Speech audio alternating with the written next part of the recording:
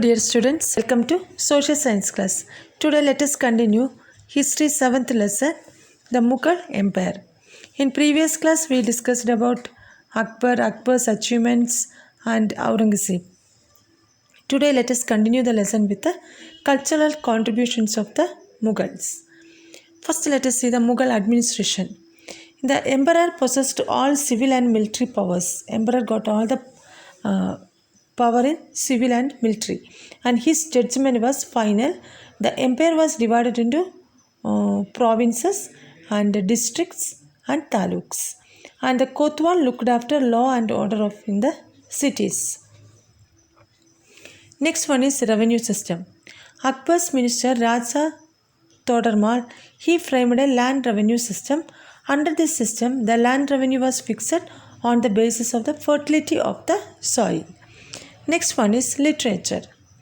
The Mughals patronized Persian literature, and there were famous historians like Abul Fazl, Nizamuddin and Baduni in Akbar's court. Akbar Nama is an important literary work of Abul Fazl, and Darashok, the Mughal prince, was an extraordinary scholar, and he translated the Bhagavad Gita.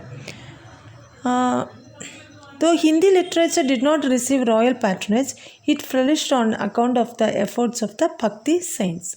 Ramacharitamanasa, the well-known work of Tulasidas, is of this period. Next one is architecture.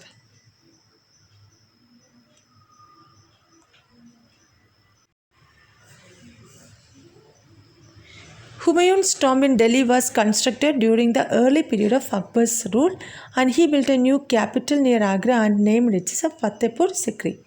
Akbar's new capital city is known as Fatehpur Sikri. The magnificent palaces, mosques and pavilions of this place attracted tourists from all over the world. The entrance of the Jami Masjid here is the tallest in India. It's 40-meter tall, and the Mughal architecture attained its glory during the reign of Shah Jahan. Moti Mahal, the palace that he built in Agra fort, is very beautiful, and the Taj Mahal at Agra shows Mughal architecture as its best, and this wonderful monument was built in the memory of his queen Mumtaz Mahal. It's 17th century. It was built in 17th century. There are tombs of Shah Jahan and Mumtaz in this mausoleum, and it was Shah Jahan who got the famous Red Fort built at Delhi. Next one is painting. A new school of painting emerged during the period of Mughals, and new school means new style of painting. And there were more than 100 artists in Akbar's court, and the art of painting reached its peak under the patronage of Jahangir. When Jahangir was ruling, that time he gave more importance for the painting. Aurangzeb, who was orthodox, so he did not encourage painting. Next one is music.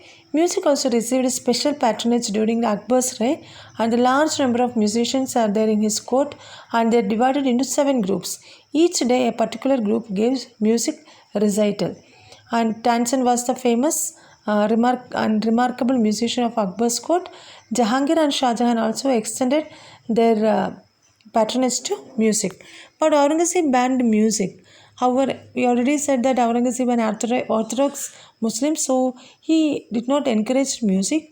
However, music lynched in the hearts of the people. Now let us see what is the reasons for the decline of the Mughal Empire. The empire began to decline towards the end of Aurangzeb's reign. When Aurangzeb was ruling, that time onwards it started to decline.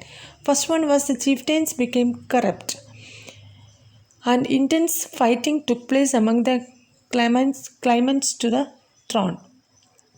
For the throne, they were fighting each other, and the provincial governors took advantage of the situation and declared their independence. Aurangzeb's desire to convert India into an Islamic state, it met with the opposition with the other religious people, and prolonged warfare with the Sikh, Rajputs and Marathas, and fully exhausted the resources of this empire. And in the meanwhile, Nadir Shah, a Persian invader, he invaded in Delhi, and he looted the wealth by the Mughals over a period of 2 centuries, and he carried away the world famous Kohinoor diamond and the peacock throne of Shah Jahan, and the treasury of the Mughals became empty. This is the reason for the decline of Mughal Empire. With this, I am concluding this lesson, and next class I will send you notes. Thank you, students.